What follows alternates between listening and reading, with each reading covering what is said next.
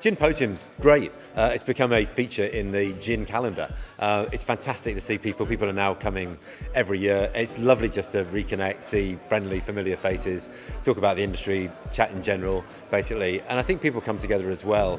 And we get input very much from all the members of the Gin Guild and broader for people who come as to what the big hot topics are. So every year at the end of the Ginposium, like today, we will say, okay, what do we want to talk about next year? So I think this morning we've already talked about sensory, we've talked about botanicals, we've talked about the glass you put your liquids in, we've flavoured, we've tasted stuff, all of that sort of stuff. It's all good stuff for people to come together and talk about. I love Ginposium, and I've also been to every one since it's kicked off. This whole thing about getting people together for one day of the year.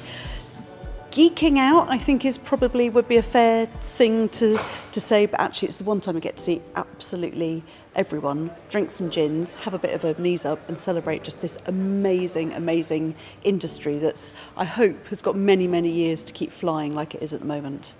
The category is going through enormous growth. It's broadening its horizons, both geographically but also in what we're making in terms of what we think we can do with gin, whether it's a bloody Shiraz gin from Australia or rhubarb gin from the UK or some great sort of terroir-driven gins from the US. It's been an incredible 12 months. Fingers crossed that it lasted a little longer. The last 12 months have been really exciting, and we've seen a lot of fruit gins and those flavoured gins come through. Rhubarb's been really popular, particularly in the UK, and they kind of appeal to some people that the traditional, really classic gins might not always appeal to, but then there's still kind of that gin flavour that's there as well.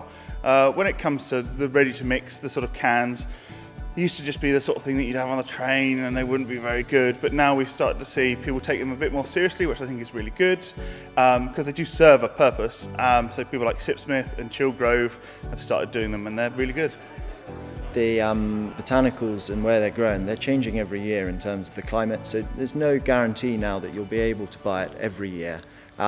We as suppliers have to increase the number of origins we're buying from. We have an increased number of botanicals in stock to try and sort of placate that, but it's a very difficult one, and you as the distiller or brand owner have to bear that in mind when starting up. I think there's no doubt that your package is what sells bottles initially. What you do with your liquid gets your resale, but people buy with their eyes now. It's a very competitive market, and it's pretty fun to be kind of at the forefront of where that's going. We always say that we're makers first and marketers second, because if you don't have the passion and the purpose of actually wanting to make great gin, you can't masquerade as a fake brand anymore. It's too easy for people to pick the bullshit, pretty much. And so for us, it always has to come out of the distillery first. Like, what's going to be something delicious? What's going to be something that is just going to be a beautiful drink? And then how do we make it look pretty? And how do we make everyone know about it? And all those basic tenets of marketing, how do we promote it well? How do we get the pricing right? How do we make sure that we get some export strategy, that sort of stuff, is secondary to the initial, to the part. If it doesn't have a reason, there's too many gins in the world right now, and too many gins particularly without a reason for being. They're just there because someone said, I want to make a gin. I just want to slap a label on it. I want to make it out of my pub down in Bermondsey. Nothing wrong with Bermondsey, but just, you know what I'm saying.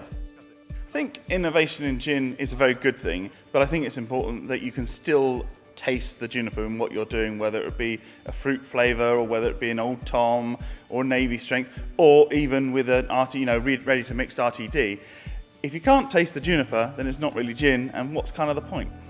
We talked about innovation today and where gin is moving to. If you look around the world, so many countries gin is growing, that's what's so exciting. And there's other countries as well where we're just starting to see it starting to happen.